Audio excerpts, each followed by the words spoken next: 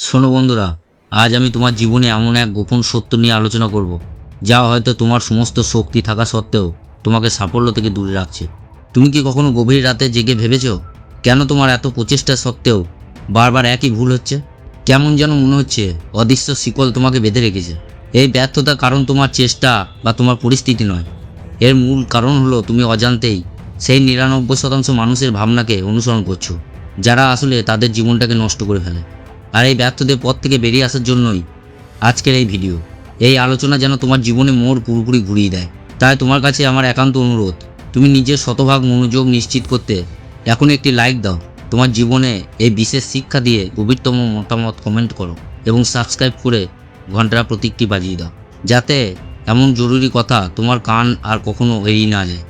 এই ব্যর্থদের ভাবনা থেকে মুক্ত হওয়ার জন্য প্রথমে সেই 5টি ভুলকে চিহ্নিত করতে হবে। হ্যাঁ, সেই 5টি ভুলকে চিহ্নিত করতে হবে, কারণ এই ভুলগুলোই হলো তোমার স্বপ্নের দিকে যাওয়ার পথে সবচেয়ে বড় বাধা। চলো তবে সেই ভুলগুলো মুখোশ খুলে দিই, যা 99% মানুষকে মধ্যবিত্তের জ্বালা আটকে রাখে। প্রথম ভুল হলো অপেক্ষা করা। মানুষ ভাবে আমি সব প্রস্তুতি নিয়ে বসে আছি, এবার সুযোগ পেলে ঝাঁপিয়ে পড়ব।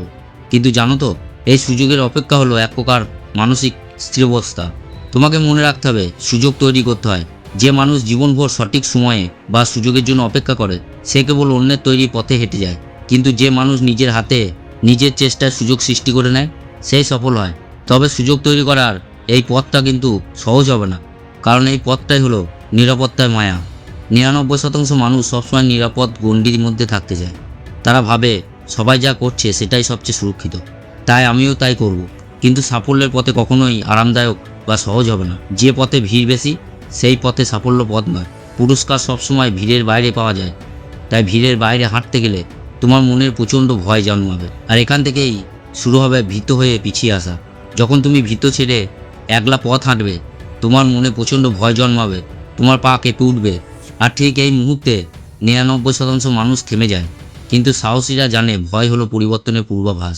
ভয়কে তোমার সবচেয়ে বিশ্বস্ত বন্ধু বানাও। ভয়কে সঙ্গে নিয়ে এগিয়ে চলো, কারণ এই এগিয়ে চলার জন্যই তোমার দৃষ্টি খোলা রাখা দরকার। না হলে তুমি ছোট জয়কে অবহেলা করতে লাগবে। অনেকে কেবল বড় সাফল্যের স্বপ্ন দেখে, কিন্তু ছোট ছোট জয়গুলোকে তুচ্ছ করে। কিন্তু সাফল্যের পথে যখন তোমার দৃষ্টি খোলা রাখা দরকার, তখন মনে রেখো, একটা বড় প্রাসাদ যেমন ছোট ছোট ইটে তৈরি হয়, তেমনি তোমার বড় স্বপ্ন ছোট ছোট প্রতিদিনের সফলতায় তৈরি হবে। এই ছোট ছোট পদক্ষেপগুলোই তোমাকে আসল লক্ষ্যের দিকে নিয়ে যাবে। কিন্তু চলার পথে এই ছোট জয়গুলো উদযাপনের জন্য অতীতের ভার বহন করা উচিত নয়। আর এই ভুলটা 99% মানুষ করে থাকে। অনেকে ব্যর্থতাকে বা ভুল সিদ্ধান্তকে জীবনের কাঁধে চাপিয়ে দিনের পর দিন বহন করে চলে। কিন্তু যখন তোমার অতীতের ভার বহন করা উচিত নয়, তখন মনে রেখো, অতীত থেকে কেবল শিক্ষা নাও, তাকে শাস্তি হিসাবে ধরে রেখো না। অতীতে ভুল নিয়ে বসে থাকলে তুমি বর্তমানের শক্তিকে ব্যবহার করতে পারবে না। অতীতকে পিছনে ফেলে দাও, কারণ তোমার আসল শক্তি বর্তমান পদক্ষেপে। হ্যাঁ, তোমার আসল শক্তি বর্তমান পদক্ষেপে। আর এই শক্তিকে কাজে লাগানোর মূল চাবিকাঠি হলো অন্যের ভুল থেকে শিক্ষা নেওয়া, কিন্তু নিজের পথ নিজে তৈরি করো। এটাই হলো 1% মানুষের সাফল্যের মূল মন্ত্র। তোমার গল্প, তোমার পদ্ধতি সবই স্বতন্ত্র। ভিড়ের বাইরে তোমার মহিরুহ হয়ে দাঁড়ানোর জন্য আত্মবিশ্বাস দরকার। সূর্যের আলো পেতে গেলে একা দাঁড়াতে হয়, তাই তোমার আত্মবিশ্বাস দরকার। আর এই আত্মবিশ্বাস নিয়ে তোমার ভিতরে সমস্ত দ্বিধাকে ভেঙে ঝুঁকি নিতে হবে। ঝুঁকি না নিলে তোমার জীবনের সবচেয়ে বড় গল্পটা কোনোদিনই লেখা হবে না। কিন্তু শুধুমাত্র ঝুঁকি নিলেই হবে না, তোমাকে উদ্দেশ্যপূর্ণ পরিশ্রম করতে হবে। পরিশ্রম সবাই করে, কিন্তু তোমাকে উদ্দেশ্যপূর্ণ পরিশ্রম করতে হবে।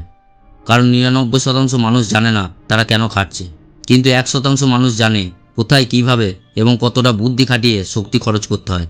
তোমার মস্তিষ্ককে তোমার সেরা অস্ত্র বানাও। তোমার এই স্বতন্ত্র কাজ দেখে যখন সকলে প্রশ্ন তুলবে, তখন তুমি বুঝবে তুমি ঠিক পথে আছো।